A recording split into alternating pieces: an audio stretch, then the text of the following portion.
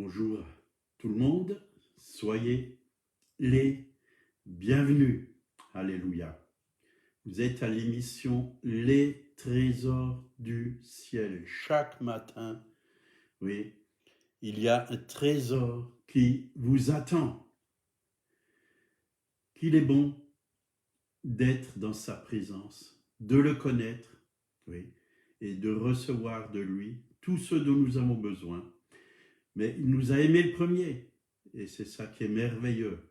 C'est pourquoi on peut l'aimer encore en ce jour. Bonjour Hervé, que la grâce de Dieu, que l'onction du Saint-Esprit, oui, et sur ta tête les bénédictions de Dieu. Bonjour Bernard, toute ta famille, soit dans la joie, soit dans la paix. Bonjour Emmanuel, bonjour Joël, que la bénédiction vous accompagne chaque jour et surtout en cette journée que vous puissiez vivre une vie victorieuse avec lui, en lui. Voilà, aujourd'hui j'ai une grande joie dans mon cœur parce que Jésus est là, il est dans mon cœur, il est dans ma vie. Et si vous êtes là, c'est qu'il doit être en vous aussi, dans votre cœur, dans votre vie. Et c'est ça, la joie. La joie du Seigneur, c'est vraiment notre force. Nous sommes fortifiés, oui.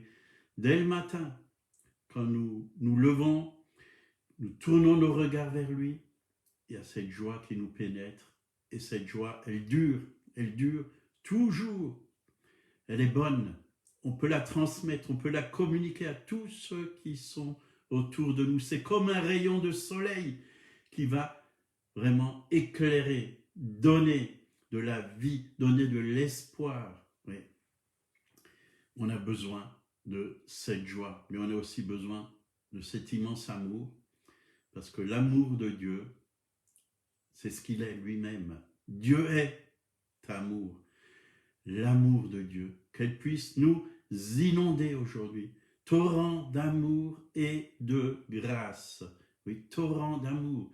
Venez dans ce torrent d'amour et laissez-vous remplir de cet immense amour.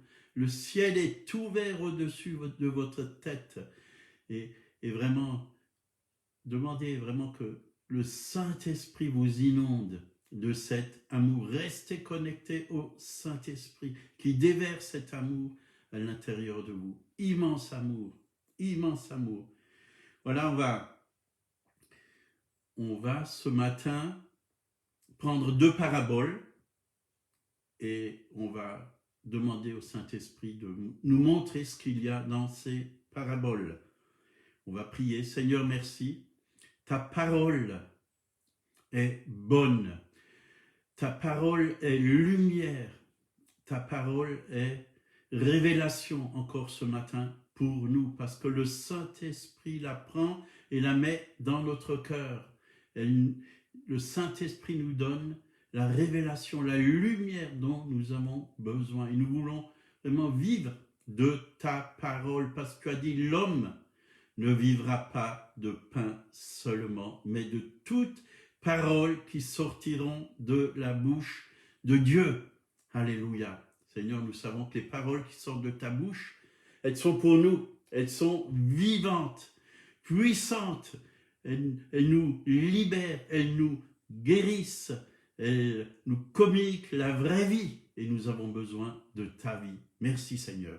Alors on va prendre Matthieu 13, verset 44, une première parabole. Le royaume des cieux est encore semblable à un trésor caché dans un champ. L'homme qui l'a trouvé le cache, et dans sa joie, il va vendre tout ce qu'il a et achète ce champ. Donc, lorsque nous lisons une parabole, il nous faut demander quelles sont les vérités spirituelles correspondant aux faits matériels de la parabole. Quelles sont les réalités spirituelles que nous révèle cette histoire? Donc là, l'homme ayant trouvé le trésor, c'est Jésus. Le champ, c'est le monde, selon Matthieu 13, 38. Le trésor est le peuple de Dieu dans ce monde. Oui, c'est vous, vous êtes son trésor, c'est moi, je suis son trésor. Il nous est dit que l'homme qui a trouvé le cache, donc il le cache, il réagit avec sagesse. Personne ne savait qu'il y avait un trésor dans ce champ. La seule personne qui le savait, c'était Jésus. Il a trouvé un trésor caché dans un champ, donc il va vendre ce qu'il a et il achète ce champ. Donc Jésus a payé le prix pour avoir ce trésor. Jésus a payé le prix pour vous, pour moi, parce que nous sommes ce trésor. D'ailleurs, il nous a dit dans Jean 3, 16, c'est un verset que j'ai beaucoup cité ces derniers temps, mais j'aime bien le citer tout à nouveau parce qu'il est important. Car Dieu a tant aimé le monde qu'il a donné son Fils unique, donc Jésus, afin que quiconque croit en lui ne périsse point, mais qu'il ait la vie éternelle. Donc le champ, c'est le monde. Dieu a tant aimé le monde, il a donné la vie de son Fils pour racheter le monde. La Bible dit que nous avons été rachetés à un grand prix. 1 Pierre 1,18 nous le confirme, sachant que ce n'est pas par des choses périssables, par de l'argent ou de l'or, que vous avez été rachetés, de la vaine manière de vivre que vous avez hérité de vos pères, mais par le sang précieux de Christ, comme d'un agneau sans défaut et sans tache. Voyez, le sang de Jésus a coulé pour vous, pour moi, pour que nous puissions être rachetés, justifiés, libérés. Oui. Alléluia. Donc Tite 2,14 nous dit « Il s'est donné lui-même pour nous afin de nous racheter de toute iniquité et de faire un peuple qui lui appartient, purifié par lui et zélé pour de bonnes œuvres. » C'est cela le trésor caché, un peuple qui lui appartient. Un peuple racheté du monde, racheté des puissances des ténèbres, lavé par le sang de Jésus, justifié par son sang, plein de zèle pour de bonnes œuvres. Et le prix, c'était lui-même. Il a donné toute sa vie. Il est mort. Tout ce qu'il avait, tout ce qu'il était. Il s'est donné lui-même afin d'acheter ce champ pour obtenir ce trésor caché, c'est-à-dire son peuple racheté. Et pourquoi il a acheté le champ? À cause du trésor, à cause de vous, à cause de moi. Donc, aujourd'hui, il y a encore beaucoup de trésors, il y a encore beaucoup de personnes qui ont besoin vraiment d'être cherchés, oui, dans ce champ, dans ce monde, parce que le champ, c'est le monde. Il y a des trésors dans le monde, c'est toutes ces âmes, oui, qui n'ont pas encore eu la lumière de la vérité, où pour eux, la lumière est comme enterrée. Et nous avons besoin, oui, d'aller vers eux et vraiment travailler, déterrer, pour qu'ils découvrent la lumière de Christ, la lumière de l'Évangile. L'ennemi a mis un voile pour qu'il ne puisse pas voir briller sur la face de Christ la lumière de Dieu. Et notre rôle, c'est la prière. Notre rôle, c'est le témoignage. Notre rôle, c'est d'aller vers eux, de leur apporter vraiment, oui, la lumière sur le sang de Jésus qui va les laver. Parce que ce trésor, il était dans la boue, dans la terre. Il a besoin d'être nettoyé. Les gens ont besoin vraiment de découvrir tout ce dont Jésus a fait pour eux sur la croix de Golgotha. Ils ont besoin d'être lavés, purifiés, sanctifiés. Oui, c'est comme une perle. Qu'est-ce qu'on fait avec une perle? Ben, elle a besoin d'être taillée, elle a besoin d'être nettoyée. Oui. Je vais en parler après parce que la perle, c'est la deuxième parabole que j'aimerais vous parler. Nous avons ce travail, apporter l'évangile du royaume de Dieu. Il y a des trésors encore à chercher sur cette terre. Et ces trésors, c'est les âmes. C'est les âmes que Dieu aime, pour qui il a donné sa vie, qu'il veut sauver, qu'il veut libérer. Il y a une grande moisson. Et Jésus lui-même, il a prié, il a dit priez le maître de la moisson afin qu'il envoie des ouvriers dans la moisson. Est-ce que nous voulons être un ouvrier dans la moisson? Est-ce que nous voulons être un ouvrier? C'est beau de prier, oui, il faut prier, mais soyons déjà nous-mêmes des ouvriers, puisque Dieu nous a rachetés. Dieu a découvert, a pris ce trésor que nous sommes. Il l'a rendu beau. Vous êtes de merveilleuses créations, de nouvelles créatures. Vous avez du prix à ses yeux. Vous avez été rachetés. Alors, allons vers les autres. Allons vers les autres. Paul dit dans Colossiens, chapitre 1, versets 28 et 29, c'est lui que nous annonçons, exhortant tout homme et instruisant tout homme en toute sagesse, afin de présenter à Dieu tout homme devenu parfait en Christ.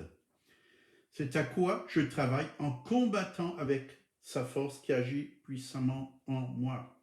Vous voyez, l'apôtre Paul travaillait durement pour le salut des âmes.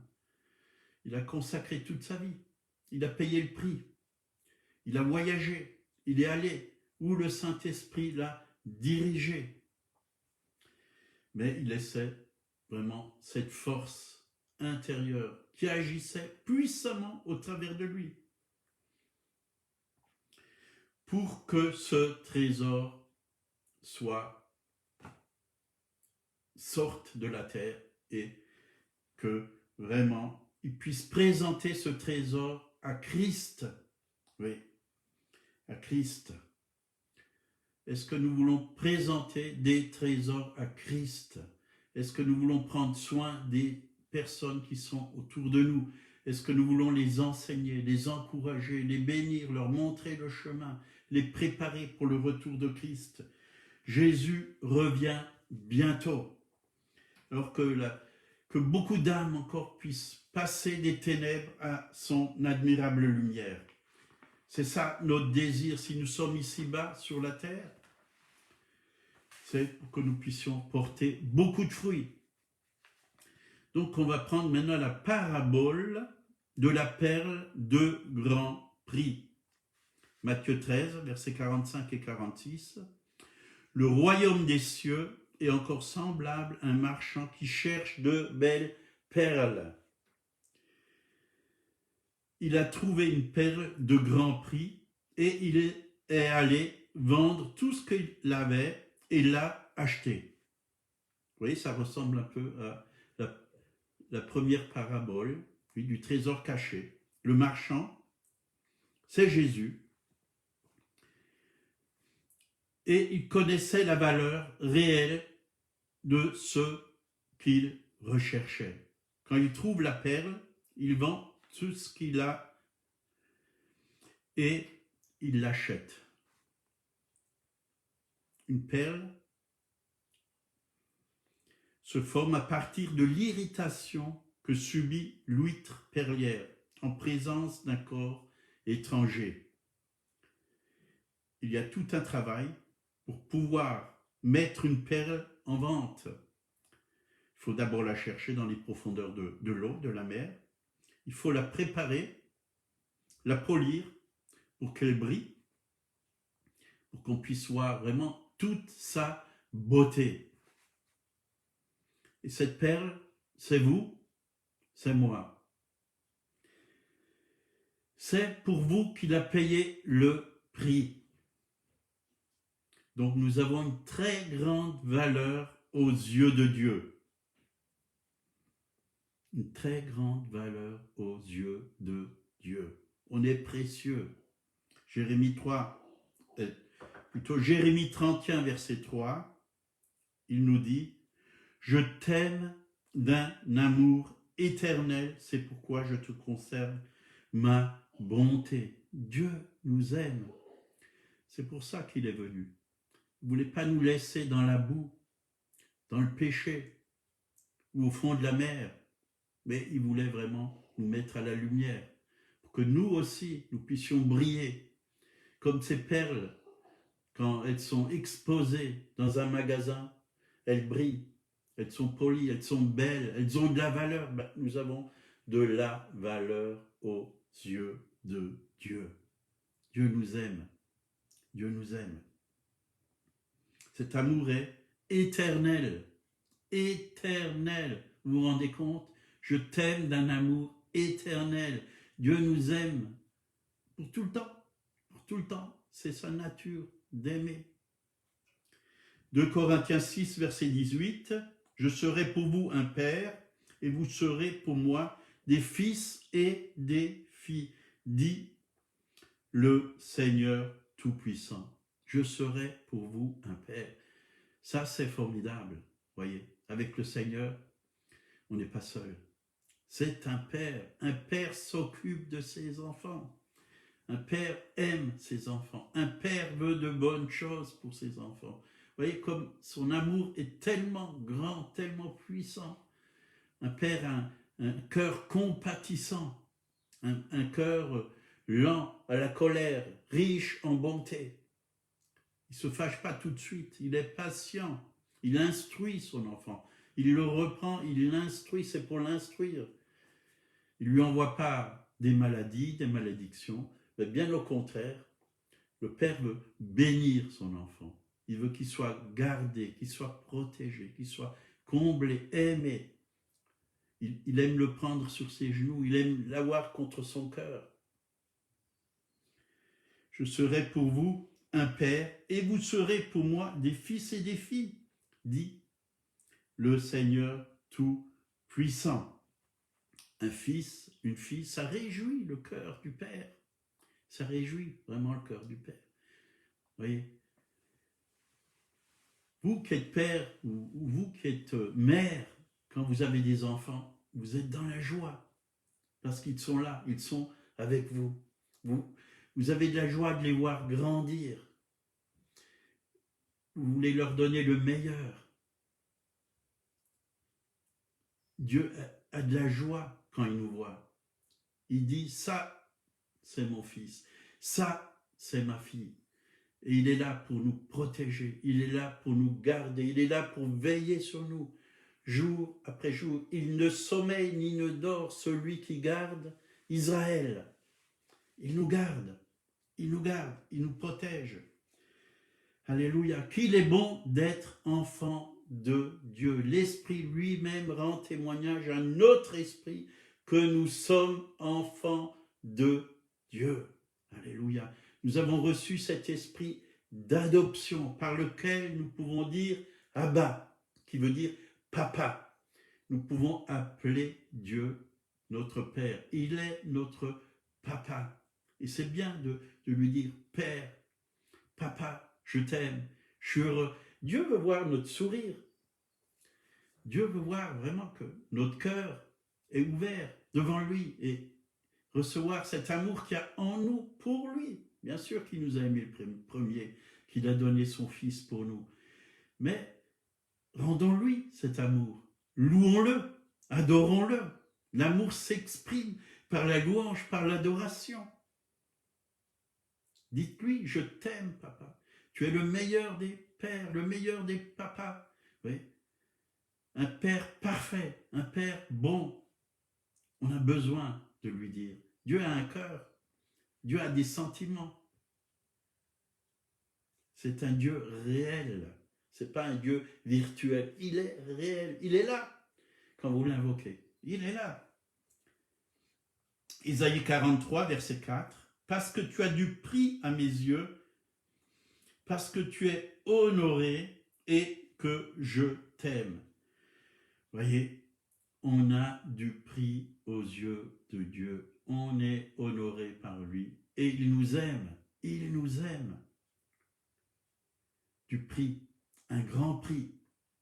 Oui, on a beaucoup de valeur devant Dieu. David l'a même reconnu, voyez. Je te loue de ce que je suis, une créature si merveilleuse. Dieu nous a créés. Ce n'est pas n'importe qui nous a créés, c'est Dieu. C'est Dieu. Et il nous a fait beaux, uniques, parfaits. Ouais, il ne nous a pas loupés. Nous avons été, dit la parole de Dieu, recréés en Jésus-Christ. Dieu ne va pas recréer un pécheur. Nous étions des pécheurs perdus. Dieu a recréé une nouvelle création. Et vous êtes cette nouvelle création. Et cette création, elle est pure, elle est sainte, elle est parfaite. Dieu a enlevé de nous cette vieille nature de pécheur. Il nous a donné une nature de juste. Nous avons une nouvelle nature à l'intérieur de nous. Nous devons le réaliser. C'est la nature de Dieu, la vie de Dieu, la puissance de Dieu pour pouvoir aimer, pour pouvoir pardonner. Un amour divin, surnaturel, pour pouvoir même aimer nos ennemis. Nous avons une vie nouvelle. Nous ne devons pas l'oublier. Nous ne devons pas marcher selon la chair, selon le vieil homme, selon la vieille nature. Nous devons vivre en nouveauté de vie. Tout ce que Dieu nous a donné est bon. Cette nouvelle vie est bonne. La vieille vie, elle a été crucifiée sur la croix. Le vieil homme a été crucifié. C'est un nouvel homme. Vous êtes un nouvel homme en Jésus-Christ. Le travail que Dieu a fait, il ne va pas refaire un pécheur, mais il a refait quelqu'un de saint, quelqu'un qui peut être en communion avec le Père, avec le Fils et avec le Saint-Esprit. Quelqu'un de tout à fait nouveau, l'homme intérieur, à la vie de Dieu, à la vie de Christ. Celui qui est en vous est plus grand que celui qui est dans le monde. Donc vous avez du prix à ses yeux, vous êtes honorés, il vous aime. Éphésiens 1, on va finir avec ça, chapitre 1, versets 4 et 5. En lui, Dieu nous a élus avant la fondation du monde pour que nous soyons saints, voyez, et sans défaut devant lui. Voilà pourquoi il nous a élus, pour que nous soyons saints et sans défaut devant lui. Dans son amour, il nous a prédestinés par Jésus-Christ à être adoptés selon le dessein bienveillant de sa volonté. Vous voyez, avant la création du monde, Dieu nous a aimés, il nous a choisis, il nous a prédestinés.